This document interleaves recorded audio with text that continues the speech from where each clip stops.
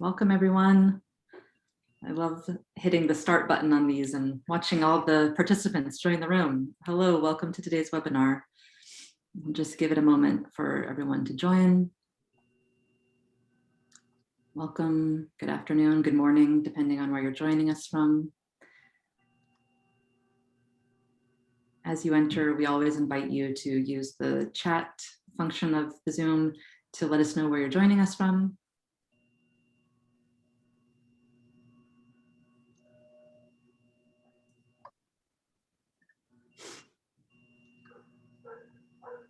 Good afternoon. Hello, Tau Foundation friends. Hello, Brooklyn and Michigan and Chicago.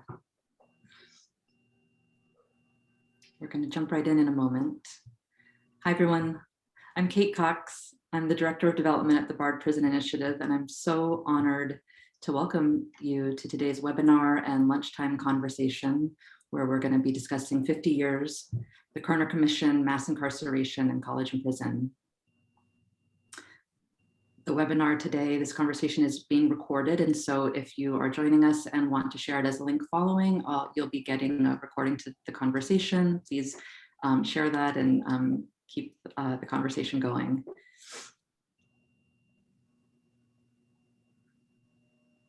Hi. So I have the honor of, before we turn to our panel discussion, to introduce Alan Curtis, who is founding president and CEO of the Milton S. Eisenhower Foundation, our presenting partner for today's conversation. Alan will make a few opening remarks and then we'll get right to the discussion. So Alan, thank you so much for joining, for helping this conversation take place. And I'll turn it over to you. Well, yeah, thank you so much, Kate, and thank you to the Mellon Foundation for supporting this convening and to the Bard Prison Initiative for all of its organizing work. And thank you to our distinguished moderator and panelists. They are truly icons in the field, and we are asking today how their reforms, how their innovations can enhance the policy priorities of the 1968 Kerner Commission and create new will in America to reduce racial injustice, to reduce economic inequity, and to reduce poverty. The bipartisan Kerner Commission was formed by President Lyndon Johnson after the 1960s disturbances in over 150 American cities. Whites tended to call the disturbances riots. People of color called them protests or rebellions. The same differences in framing hold true today. The Kerner Commission concluded that the cause of the protest was white racism. The commission advised it is time to make good the promises of American democracy to all citizens, urban and rural, white and black, Spanish surname, American Indian, and every minority group, to quote the commission. Today, it is still time to make good the promises of American democracy to all citizens. And it is time to better recognize how policing and incarceration anchor political and economic repression. As part of this recognition, the Eisenhower Foundation has released its 50-year update of the Kerner Commission titled Healing Our Divided Society. We concluded that America has made little progress in reducing racial injustice, economic inequality, and poverty, and in many ways it has gone backwards. So, for example, in '68, the Kerner Commission extensively criticized police and zero tolerance, militarized policing against people of color has proven to fail over the decades as the overwhelmingly nonviolent protests and rebellions against the police killings of Breonna Taylor and George Floyd have communicated to the nation. About 200,000 people were in jail or prison at the time of the Kerner Commission in 1968. Today, because of the crime legislation across the presidencies since the Kerner Commission, and especially because of the crime legislation in the 1980s and 90s, the prison industrial complex holds 2.2 million, and they are, as we all know, disproportionately people of color. Mass incarceration since the Kerner Commission has become the present iteration of slavery and Jim Crow, and in many ways, mass incarceration also has become the nation's housing policy for the poor. Since the Kerner Commission, deep poverty, income inequality, wealth inequality, and public school segregation all have increased. White nationalist movements have strengthened, and as we saw in Charlottesville, the Capitol building in Washington was invaded on January 6th. The pandemic has made things disproportionately worse for people of color and the truly disadvantaged. Nonetheless, over the last 50 years since the Kerner Commission, I suggest the nation has built up considerable evidence on economic, public health, education, housing, voting rights, civil rights, and justice policies that work. So, for example, reduced prison populations in California, New York, and New Jersey have worked. The Barred Prison Initiative works. There are solid evidence-based reintegration programs for formerly incarcerated people that work, like college and community fellowship, the Minnesota Comprehensive Reentry Program, the Safer Foundation Program in Chicago, and the Center for Employment Opportunities in New York. In spite of the unfortunate lack of progress in Congress on federal police reform legislation, we have replicated proven evidence-based models in which indigenous nonprofit community organizations are funded as equal partners with police. This is about community and police working more closely together in ways that formerly incarcerated people, Black Lives Matter, and progressive police chiefs all can agree. And I think we really need a White House conference to create a dialogue. Yet during travels across the nation, we have found that the public does not, for the most part, understand that we know a great deal about what works. And that policy needs to be based on evidence and science, not on dogma and supposition. We have learned a great deal also about what doesn't work, like willful indifference to the unequal distribution of prosperity.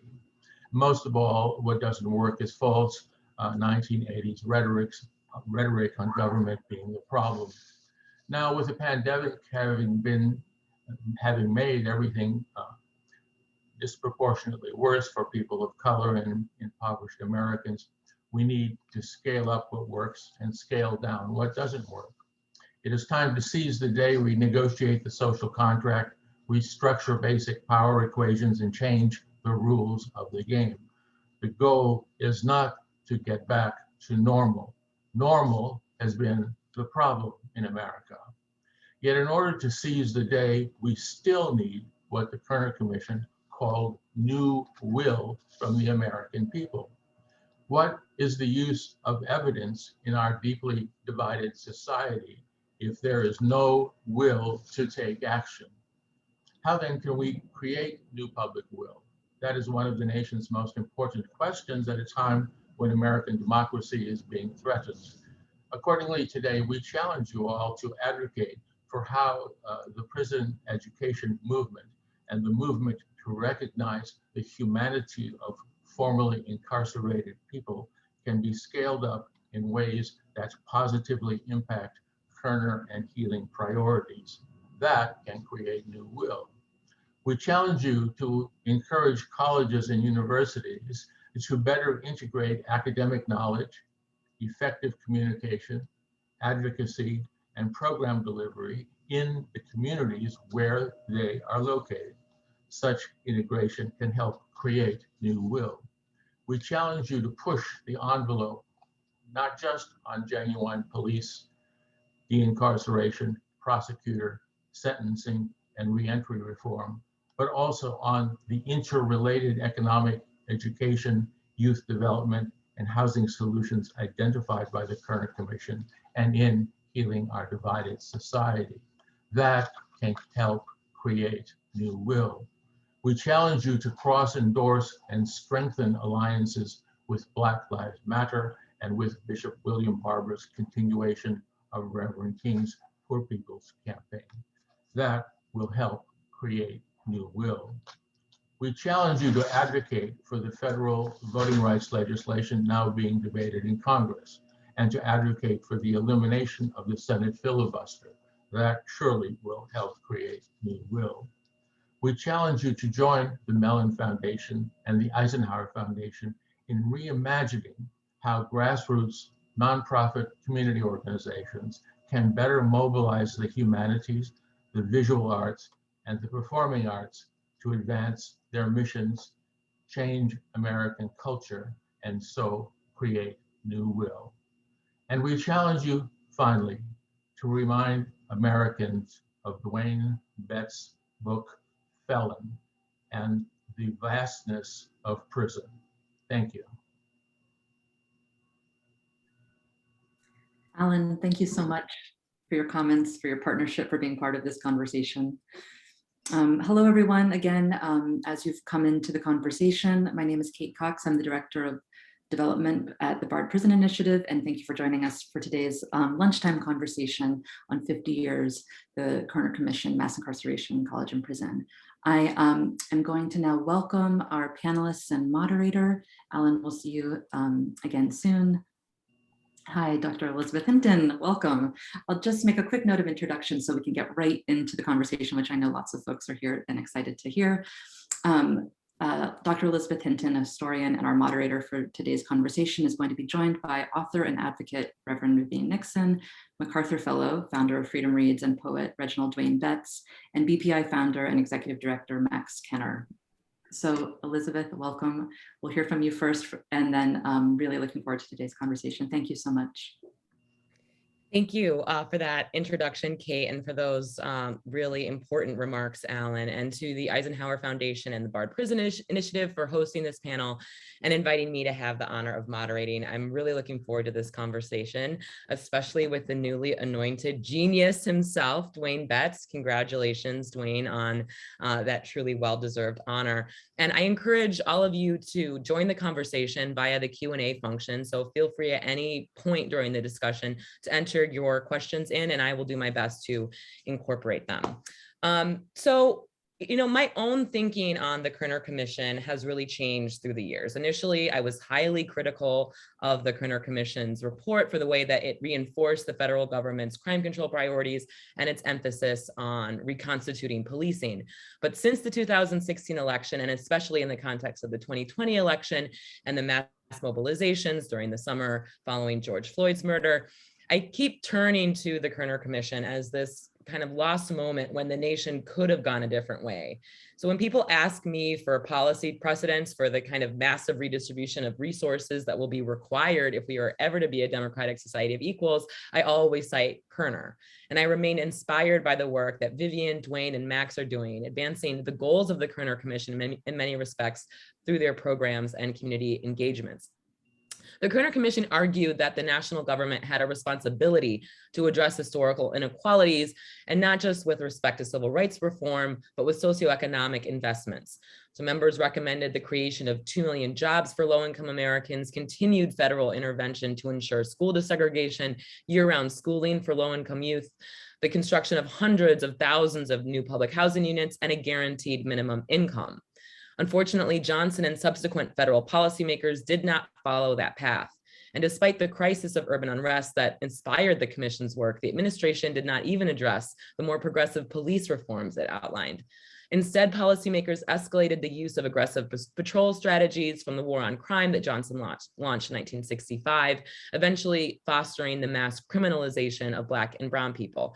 So instead of job creation for low-income Americans of color, we got job creation for police. Instead of the overhaul of public schools and access to secondary education, we get the expansion of the prison system and the warehousing of millions of people of color over time. In the absence of the widespread implementation of jobs, education, and housing programs the Kerner Commission had imagined, poverty and crime increase in many vulnerable neighborhoods. The fact that the strategies federal policymakers developed to fight the wars on crime and drugs proved to have the opposite impact in the low-income communities of color they targeted is one of the most disturbing ironies in the history of American domestic policy.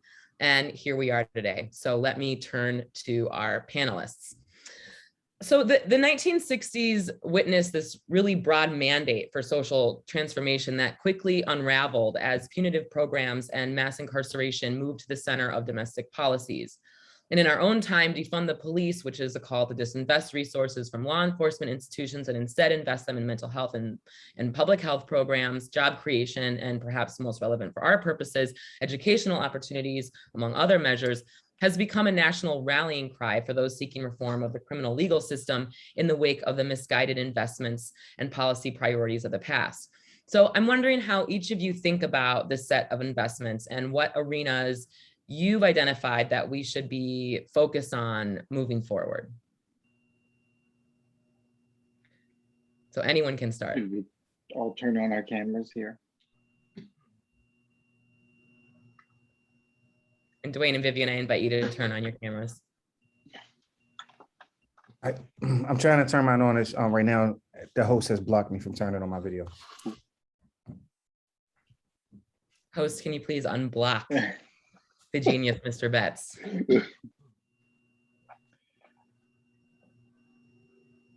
While we sort out our technical problems, we'll jump in and try to provide a little bit of an answer.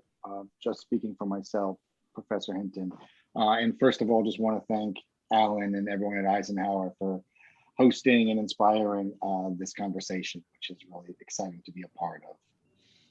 When I think of Kerner, it's always a little bit of a struggle because there's an impulse to, as you described, Elizabeth, to be critical, to be skeptical, but also Kerner thinks about the American landscape and American history with a breadth and historical seriousness that, at least I think for almost everyone on this panel, we've never seen from national politicians in our lifetime.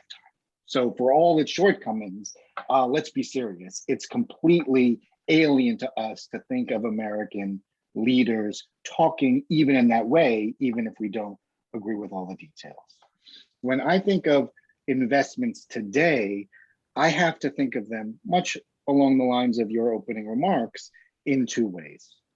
First, for most of our lives, government has been active doing as much harm as it has been doing good. So before we think about investments, we need to do things like end mass incarceration. Mass incarceration, which I want to say, not only target communities of color, young African-American men, people from particular communities, geographies, et cetera, all that stuff that we know, but I think also send a message to everyone. Middle class, white suburban kids. It tells them that government is here not to do good, but to do harm. It's here to punish. Mass incarceration has become a kind of perverse safety net. Not the safety net as we thought of it in 1968, but what we do when we fail in every way. So first, we need government to stop investing things that hurt our communities and hurt us nationally and hurt the democracy. But then, and this is a critique on our community, the community that Vivian and Dwayne and I come from in criminal justice reform, we as advocates, we as reformers, we as radicals, whatever we are, need to move beyond just imagining how to make things less bad and breaking a system that needs to be broken, but also how to build communities, build schools, build opportunities in a positive way that really is the hardest work.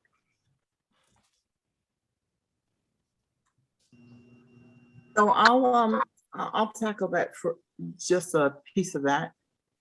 So I had an opportunity to take a look at a post-Kerner report, commenting on the report that was written by the Illinois Assembly on the Kerner report in 1970. And they pointed out that really the shortcoming of the report was not the report, it was the shortcoming, the failure was in the people who were reading the report and refusing to decide that what they needed to do was root out racism. Lots of things were going on. There was a political moment. President was trying to get reelected, but they did recommend a set of solutions that are still relevant today. And I'm going to actually quote one of them because I still think that this is the key to us getting where we need to be, to create the tolerance we need to create in this country for a sustained conversation about reckoning and coming to grips with our racial history. So this assembly says that they urge white society to support and facilitate the development of Black organizations and Black political action. Further, the Assembly urges all segments of white society to recognize their own self-interest in achieving racial justice and to engage in political action directed toward that goal. I think that if everybody would just do that, we would get where we need to go.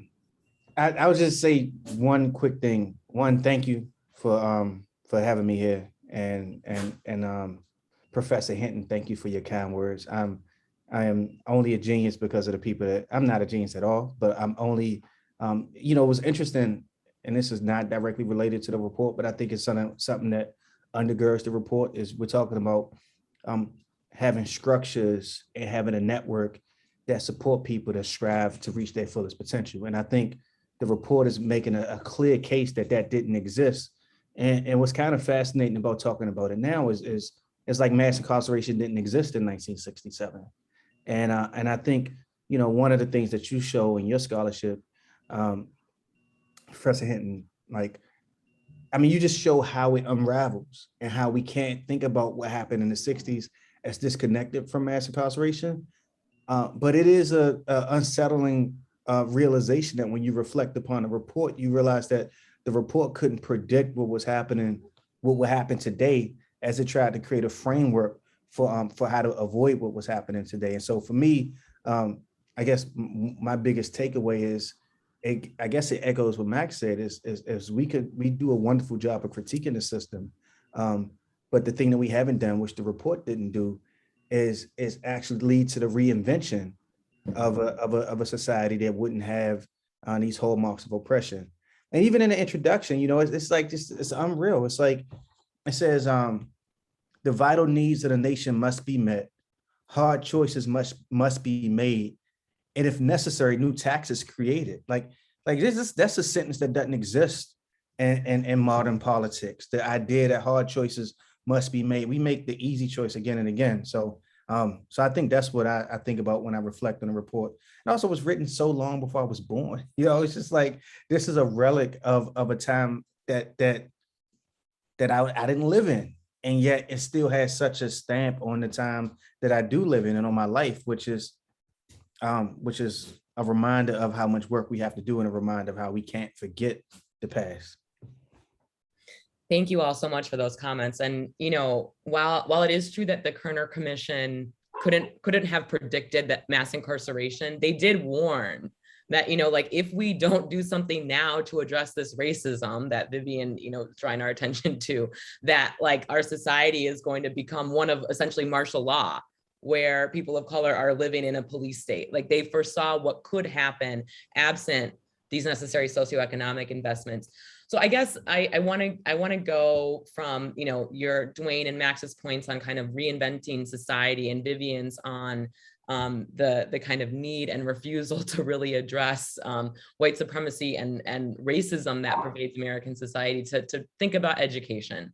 So, each of you stresses education as a tool for liberation and a way to recover dignity within institutions that assert control by denying people their humanity and, as you said, Dwayne, their full potential in order to transform life outcomes and trajectories. So I'd love to hear each of you reflect on what the role of education is here, past, present, and future, in the freedom struggle and in liberation, and why education is particularly important to addressing racism and issues of inequality in American society more broadly. And we don't have to go, and that we can switch up the order. So Dwayne, why don't you go first? Say that I think Vivian should go first, because I think Vivian and Max do much more of a job emphasizing that than I do. I think that my belief in education is sort of like a tool of personal survival, and I think that they both had a much deeper organizational impact on how we give people who are incarcerated access to education, and who have come out of prison access to education. Well, will you talk about that though? Because that's really important, right? How is education a tool of personal survival? Because in many ways, it's like a person by person, block by block, perhaps transformation that's going to be necessary to bring about these changes. So I'd love to hear you to reflect on that a little bit, Dwayne. Well, I mean, I guess, you know, the tension that I have when I think about this report, but the tension that I have when I think about how I exist in this space, having this conversation, is that,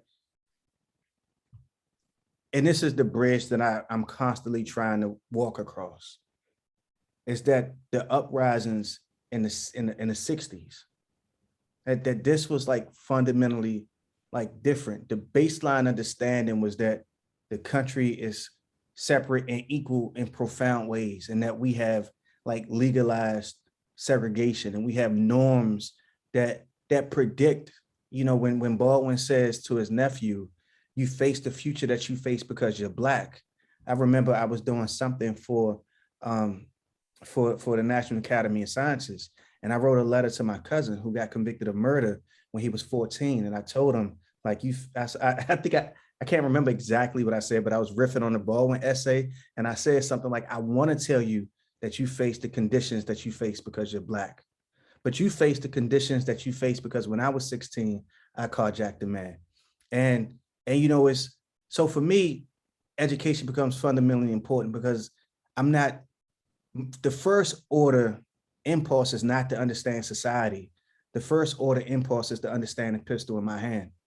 And it becomes complex because something that intersectionality might demand is for me to contemplate how my cousin murdered an undocumented immigrant who was just in this country trying to make their life like better for themselves and their family. And talking about his crime and thinking about his crime, we need to figure out what it means to not just victimize the communities that we live in, but victimize the communities that we other. And so for me, education became the first order operation to like understand how I strayed so far from the course that I boxed myself out of the conversation that making a society better demands.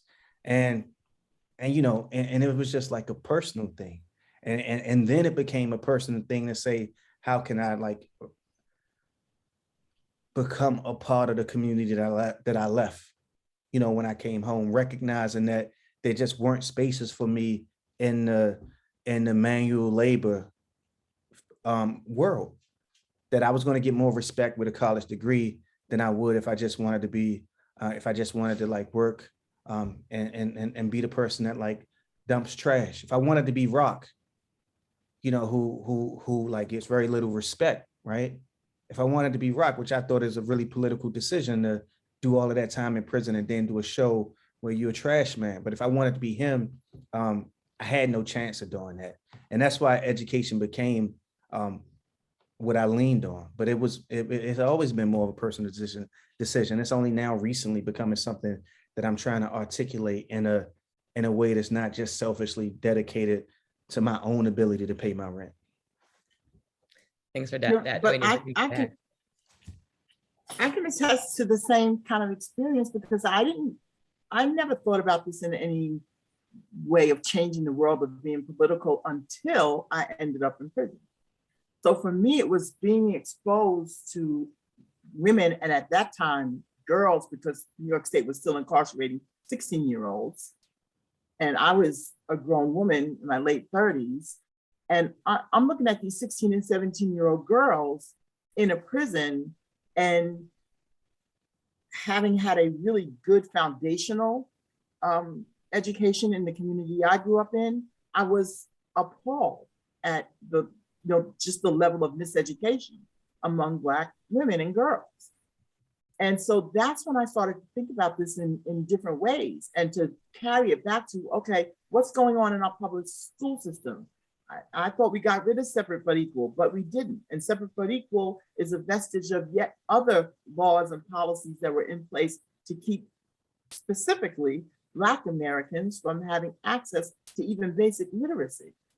So when I made all those connections is when I got passionate about it. That again, connected to structural and systemic racism, the tool of oppression has been to not provide basic education and of course not higher education to this particular population of people. And so I kind of look at it as a small piece of the conversation about restoring those historic harms. That if we can provide access to those who were denied by legal statutes access to this, it is one way to recoup the damage that has been done by our systems and structures. Just to riff on Vivian's last point in particular, and we talk about this a lot here at BPI, that when we think of not how we get there, but if we were to get there, what reparations would actually look like in the United States. Tuition-free, high-quality, serious education would be the first thing on the list, in my view. That's not where the list ends, but it is where it begins. And to your question, Elizabeth, education has always and will always be part of the freedom struggle, especially in the United States, and most of all here, the African-American freedom struggle. No one knew that better than the slave-owning class, who made it not only illegal, but in many instances, a capital crime to teach an African-American to learn to read. So this is not new, as Vivian is pointing out. It's been here forever. And every step of the way, in every incantation of the freedom struggle, from before, but certainly at emancipation, through the 20th century, certainly the last major moment of the Panther Party, and since, the establishment of schools has been a central part of the infrastructure of liberation. So that's the specific context. I would again just say more generally that today in America, as much as we exclude specific people from education in the ways in which we always have, we've also developed a cynicism about education more broadly. It is a reflection of our cynicism and disregard for the future. How we deal with the climate emergency, how we deal with inequality, the deterioration of the democracy. But also how we deal with jobs, right? How we deal with jobs. Because I should be able to be educated and, and just make a good living taking the trash out. Like it's a powerful way in which like the jobs that used to sustain us. I mean, I used to live in graduate housing when I was getting my law degree, right? Behind us was the Winchester gun factory. And I feel like, what followed the Kerner report is the stripping of these ways in which people were making living wage during that very time period. And that was like the denigration of education, because it was a double-edged sword. It's like, I'm gonna strip you of the possibility to get educated, but also I'm gonna strip you of the possibility to get these jobs that allow you to like really exist in a space without, I had like 3 college degrees and was unemployed. This is like America right here. And it's typical America. You can have multiple degrees. And I'm sorry for cutting you off, but it's just wild the way that education is both the answer and both the conundrum, because we recognize that frequently education just becomes the first step in being able to assert some dignity for yourself for people who've been incarcerated. And education also has its own problems with structural inequity inside the institution. So it's complicated. But I think this freedom struggle through line is there. And for me, it's about choice, that most people who choose kind of the academic life have a real leaning for it. Some people choose it specifically for economic purposes, and we should definitely make sure that those doors are open. But we also, I think getting inside of those institutions in different ways gives us the power to make those institutions more equitable as well, which is another level of freedom struggle. Max, do you want to close up your thoughts? I'm going to turn to you next, but I just want to give you the opportunity to. No, I would just again point to this cynicism that I think mass incarceration is a symptom of even beyond structural racism, and that our disregard for education across the board extends far beyond the exclusion or the politicization that we see in our field in college and prison. Especially since, educational levels are the, our greatest determinant of future incarceration. So I want to follow up with your thoughts on this to kind of think more specifically about policy, because, we're in this moment now when the Second Chance Pell Grant program has grown remarkably under President Biden, which is kind of ironic, especially considering that Biden's own 94 crime bill blocked prisoners from qualifying for Pell Grants and drastically reduced the scope of prison education programs in the process, while simultaneously creating a GI Bill program essentially for law enforcement and correctional officers. So we're clearly in this kind of new moment.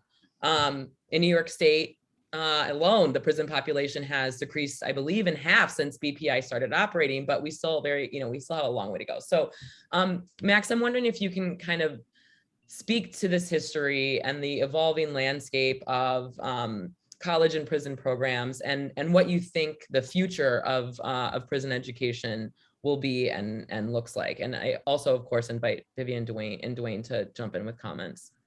Sure.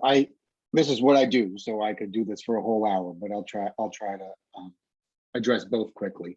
Historically, and this very much relates to Kerner, college and prison emerges. There's a long history to college and prison. It goes way before mass incarceration, way before Pell Grants. Malcolm X went to college and prison. So this isn't entirely new, but the modern era of college and prison really happens at this moment, begins at this moment we're talking about. And what's extraordinary is, we talk, whether it's in history, about political movements winning or losing and being vanquished, but the people and the ideas, when they lose, don't disappear. So we're at this moment in the late 1960s, early 1970s, thinking that prison system has barely 200,000 people in it. Prison abolition is going to win, and prisons are so bad, and we're going to get rid of them altogether. And not only does that not happen, but that's the birth pang of mass incarceration. And our movements are defeated, and leaders are killed, and the good guys lose at this moment in time. And college and prison is this very strange, kind of counterintuitive thing where in this moment, organically, because of the Pell program, within all these prisons across the United States, in every state in the United States, little grassroots colleges emerge trying to make something better out of a horrendous situation. And that's really the story of our field throughout. And of course, colleges in prison is destroyed by the Clinton crime bill in 1995 across the board.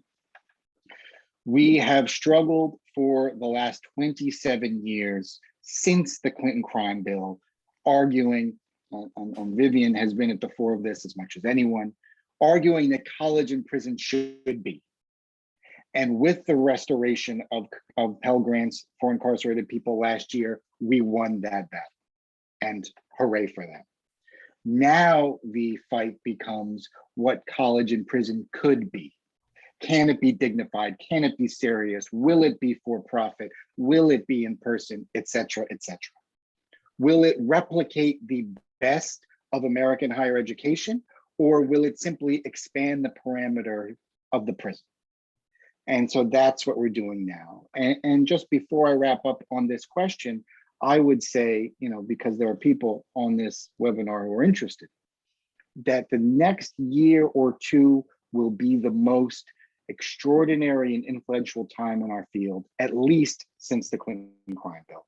Because in the last year or so, there have been 4 events that each on their own would be the biggest event in this space in decades.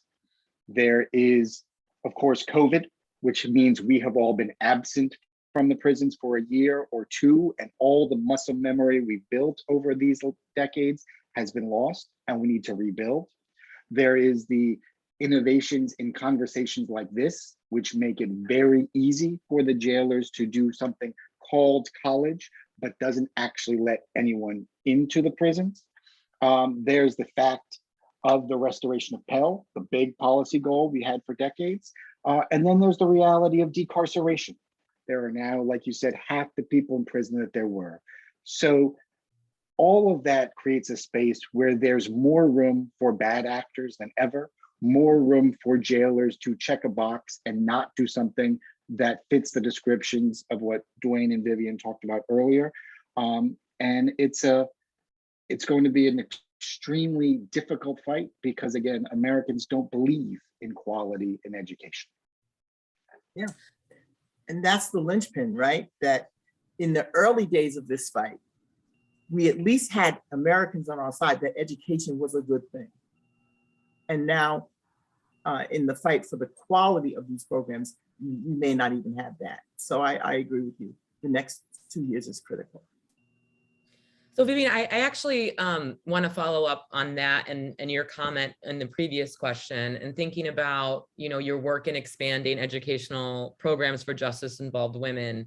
And I'd love you to speak about how higher education itself is, you know, addresses larger issues and can facilitate family and community transformation, so that it's not the way that education is essentially a vehicle for all of these other things, like you said, or we've talked about. It's kind of it's maybe the first and most fundamental step, but there are all these other things that we need to address. How does college and community fellowship speak to these kind of larger necessary issues?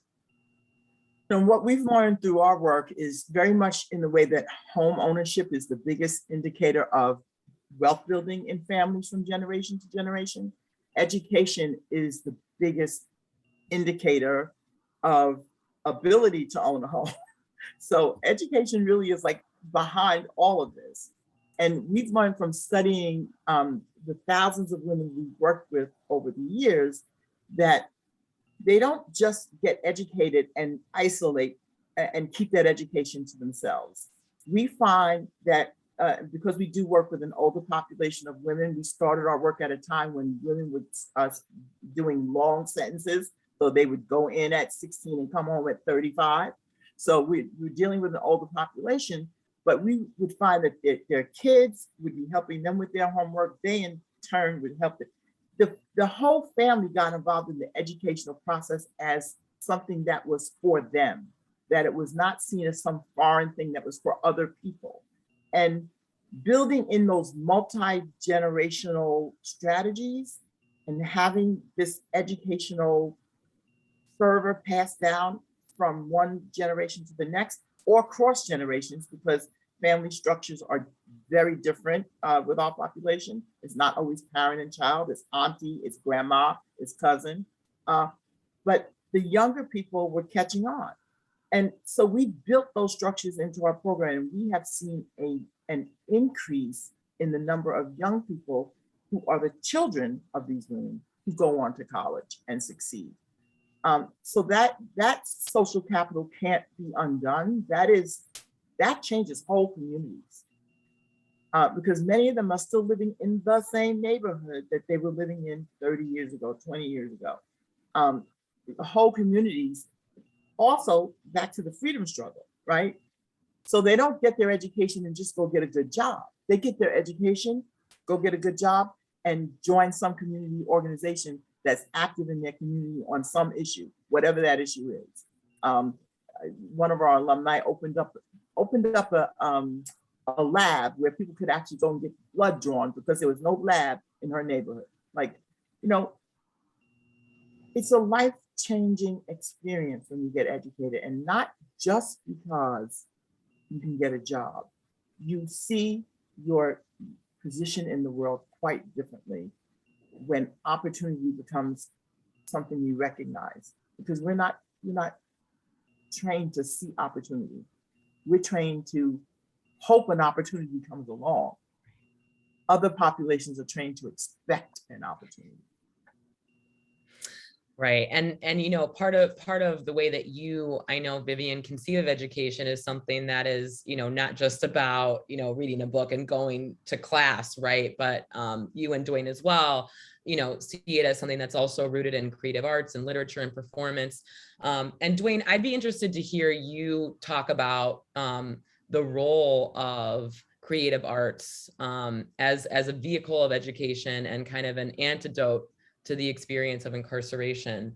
Do you see this, and I invite anyone to comment on this, but do you see education, broadly defined, right, as creative expression, as a form of resistance? Yes, you know what, man, it makes me think about this documentary I saw over the weekend. But everything makes me think about this documentary, to be honest. It's Garrett Bradley's Time. And was I think radical about it. It echoes Vivian's point, right? Because we think about education and we often center this on the experience of the person that's in prison. We rarely acknowledge that women are in prison too, but they are, and they're working and they're coming home and they were getting those 20, 30, 40, 50-year sentences. But more than that though, and what Time does is it shows the experience of people on the outside of prison. And it shows how the institution of prison demands that our families often educate themselves in ways that they didn't have to before. And so for a lot of us, like if the civil rights movement was the organizing mechanism of our community, for a lot of us, the criminal justice system becomes the organizing mechanism. So you got mothers against mandatory minimums. You got people who are just working on the individual freedoms of their loved ones, who have a different understanding of abolition. That is everything, right? Abolition is making sure you get your legal mail. Abolition is making sure you get your legal visits. Abolition is making sure that the prison doesn't block you from getting books. It's making sure that you can take college courses, right? Because the idea of abolition is about, and abolition is also about mercy. And in Time was really radical, man. It's this kid gets like 90 years, gets 60 years in prison, gets 5 to 90, gets 60 on a robbery beef, and it starts with guilt. And his wife, the three of them, the husband and a cousin committed this robbery together. And she starts with, I was guilty. But guilt doesn't demand that my husband stay in prison forever. And what was like really brilliant about the documentary is that like on the last day of the documentary, Garrett got, Fox is just like, yo, I got 100 hours worth of family videos I've been taking that track, this whole struggle. It's like, what? I just finished filming this documentary and you got 100 hours. And what you see that you never see is how somebody grows over 20 years. You don't see Rob grow over 20 years in Angola, but you see what happens to Fox. You see her maturing, you see her gaining her voice. And this is a kind of education though, that this film documents, that you would think it was a movie, because it's sort of like, how do you witness all of these things? And just to think about how it echoes my own life, right? Before I got on the panel to talk with Garrett about the documentary, one of my homies, he calls me, and I met this guy when I was a teenager. We met in prison, and I'm representing him on parole. And my struggle to get him out hasn't been 20 years, but my struggle to gain the skills to get anybody out has been for 20 years. And that's, when I was becoming a poet, I didn't realize I was becoming a poet on a mission or a quest towards freedom. And when I wrote my first memoir, and it's called A Question of Freedom, I wasn't even really cognizant of what freedom was when I wrote it. That's why it was a question of freedom. But what the memoir actually recounts, and I think what all of my work recounts, and what Garrett Bradley's Time recounts, is that one, the creative arts is a vehicle and a mechanism to tell that narrative of how education leads to freedom. But two, frequently engaging in the creative arts becomes the means by which you actually gain the skills to imagine freedom, right? Because this is different from the civil rights context to me fundamentally, because my guilt makes it harder for me to imagine my freedom. And this is why we don't talk about guilt and we don't talk about violence, because my guilt and my violence also makes the society have a hard time imagining me being worthy of freedom post that violence. And yet we live in a nation that is like steeped in blood. And I am supposed to believe and do believe that this nation is worthy of me saying I want to be a citizen of it, because I could forgive that violence. I could look beyond that violence, but frequently and often the very people who we love, who go to the same community grocery stores as us, who go to the same institutions as us, only acknowledge the worthiness of us for freedom when we get some shit that they can't get.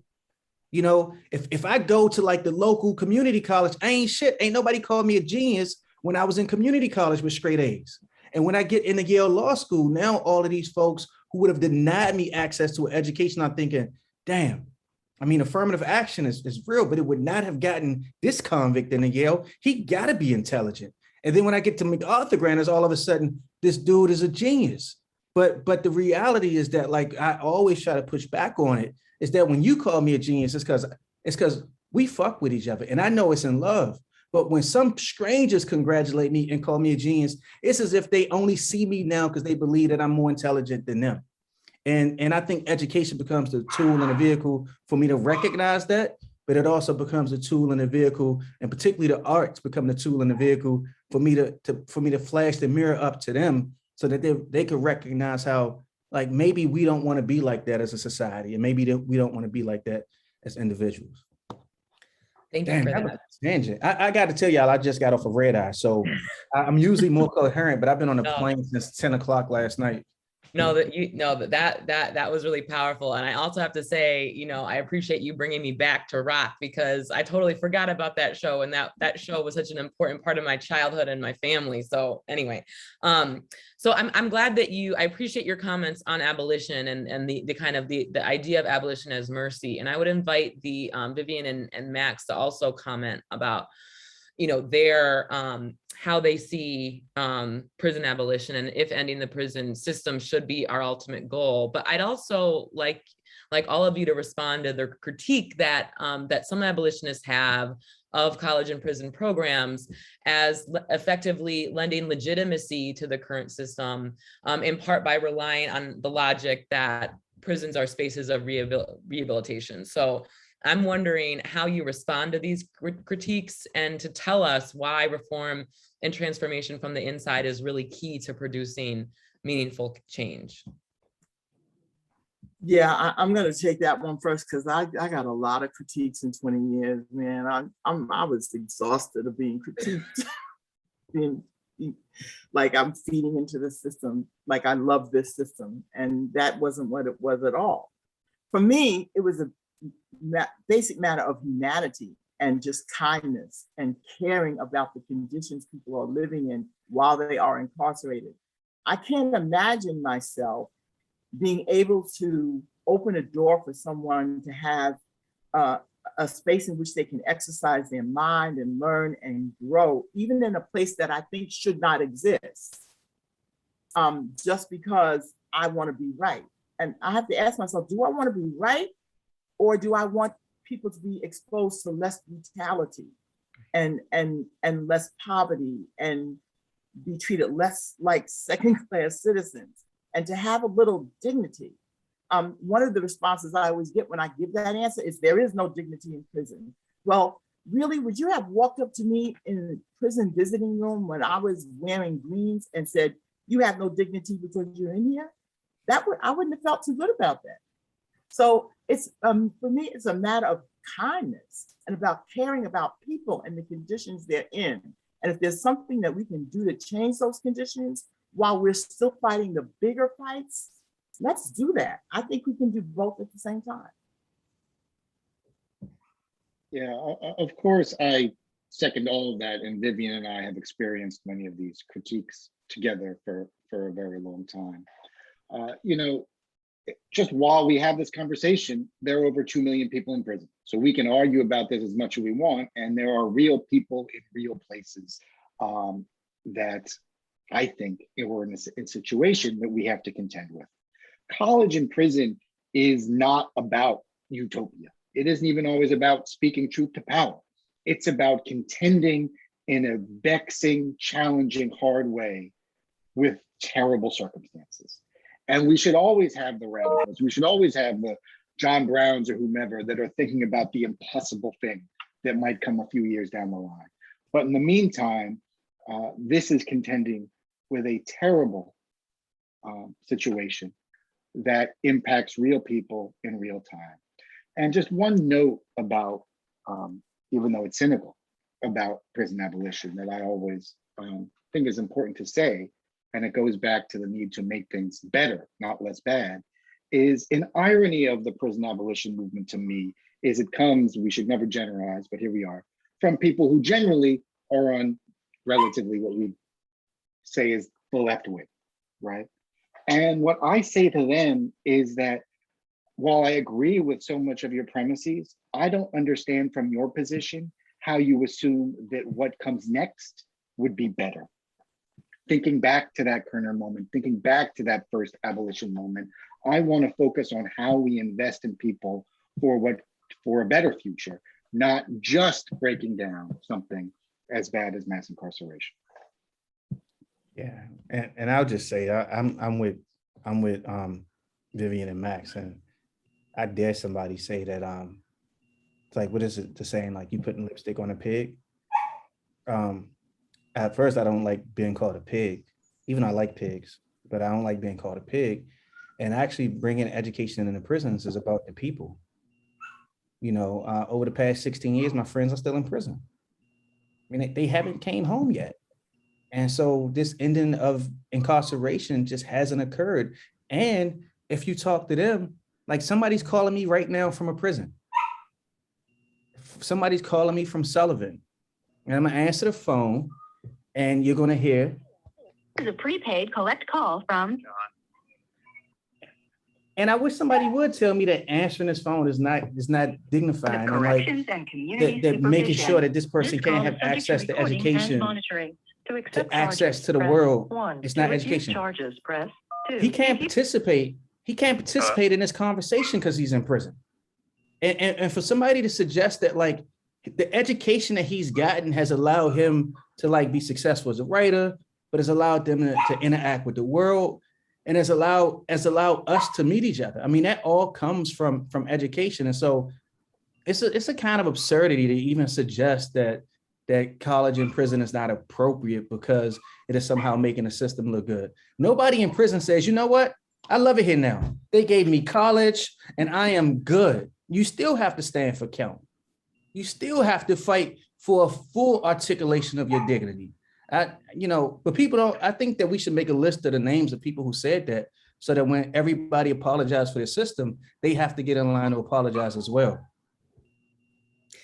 Yeah, I really appreciate all of your comments, because it's enraging to me and seems antithetical to the ideas of abolition, which, you know, should really be about care, creating communities of care and mercy, to think that improving people's lives in any way, you know, whether that's taking a phone call, is somehow reifying and reinforcing the system. Okay, so we have 1 minute left. So, and this is like the big question that we could have the whole panel about, but I have to ask it, even if it's like 30 seconds each responses. So, you know, in Alan Curtis's opening remarks, he raised these really important questions or charges about political will in a moment when our democracy seems to be unraveling, when Joe Manchin, I just read before this panel, was refusing to levy a tax on the billionaires to help fund the infrastructure program.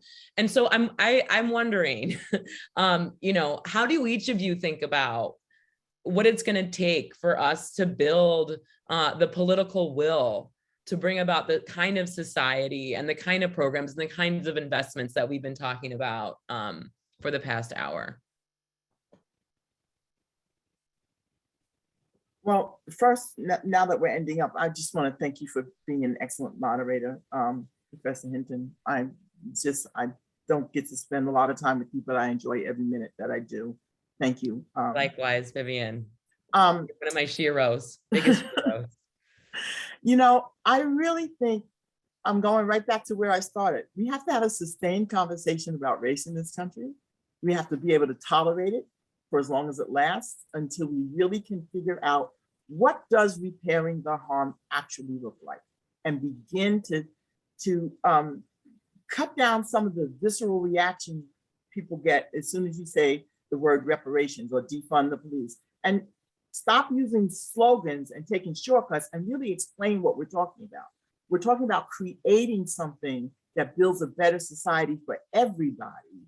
We're not just talking about taking away something you feel you need to protect you. So having deeper, sustained conversations about structural racism and structural inequity, and how fixing that helps everybody. And it's not going to happen overnight. You just have to develop a tolerance for it.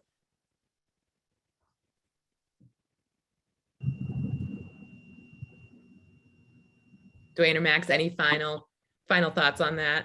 I'll let Max end it. I'll give it to you, Max. But I'll just say one thing. I would love to see us. I mean, it was so much work that went into the Kerner report. And even just looking at it and skimming it, you see how much we need that same kind of work to really think about what prisons do to people. Vivian talks about 16-year-olds being locked up. We have no idea what 20 years do to you when you go to prison at 16.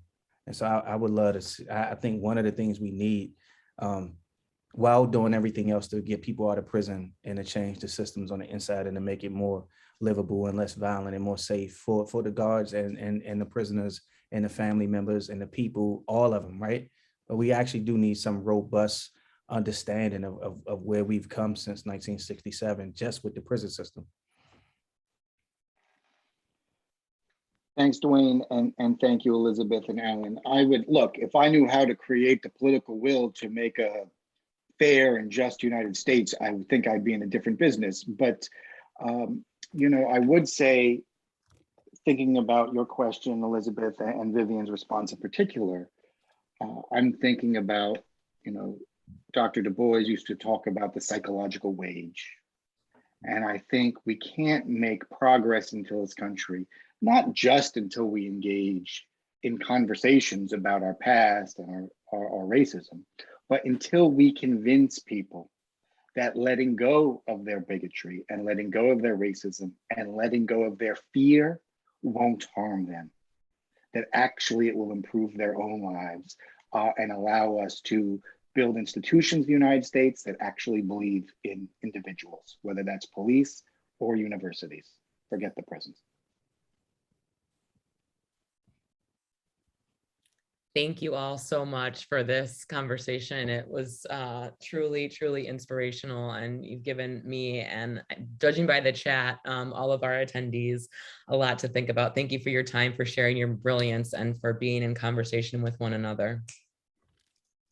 Thank you. Thank you, guys. Thank everyone. Max, you. thank you, Dwayne. See you guys later. Thank you, Bye. Alan. Congratulations, Dwayne. Thanks, guys.